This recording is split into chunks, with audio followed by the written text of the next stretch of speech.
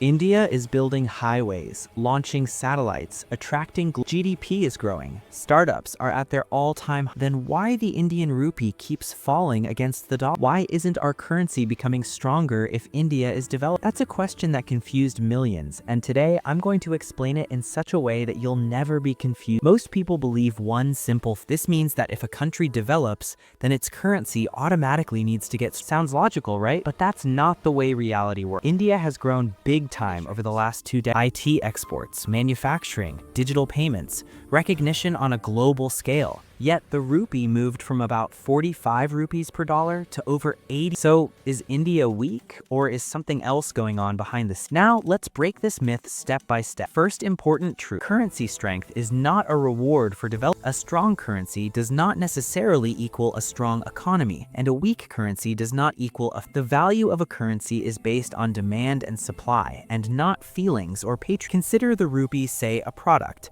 If the demand for the Indian rupee in the foreign exchange market is high, if demand is less, rupee weak. Now the burning question: what makes the demand for dollars always exceed the demand for rupee? The US dollar is more than a country's money. It is the world's reserve currency. That implies price of oil is in dollars. International business conducted in dollars. There are global loans expressed in countries hold dollars as safety money. Whether we import oil, planes, chips, or guns, we all end up paying in dollars, not in rupees. Thus, every year, India requires a massive amount of dollars. We sell rupees to purchase dollars. This will lead to an increase in and presses the rupee lower. An increase in and presses the rupee lower. This has nothing to do with. It's about the global power structure. Here's a big reason nobody talks about enough. India currently imports more than it exports. We import crude oil, guild, electronics, machinery, defense equipment. Yes, India exports IT services, pharma, and manufacturing, just not enough to pay for all its imports. This situation creates a trade deficit. Simple explanation: more dollars going out than coming in.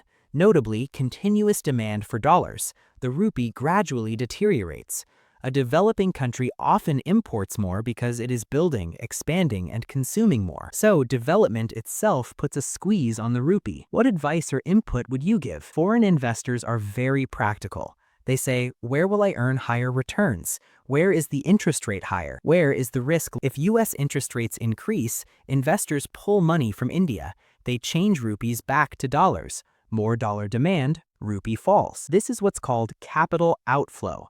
Even if India is growing fast, money chases safety and returns, not growth stories. This may surprise you. The Central Bank of India does not want the rupee to be too strong. Why?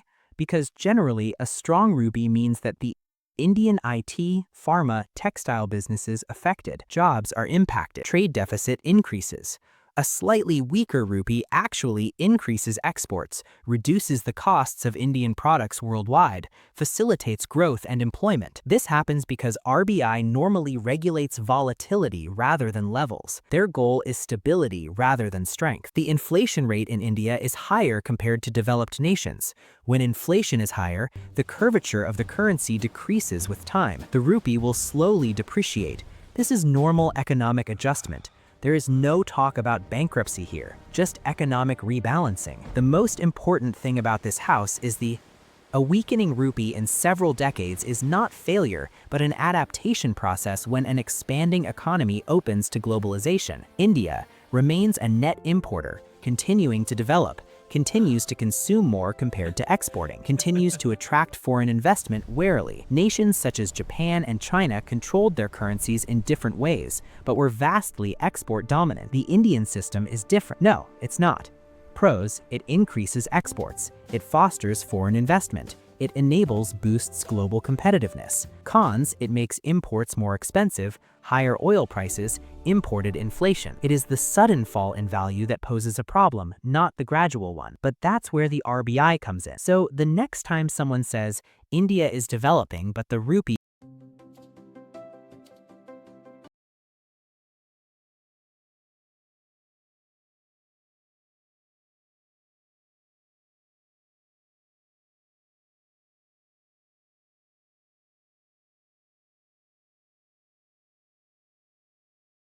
stability, productivity, and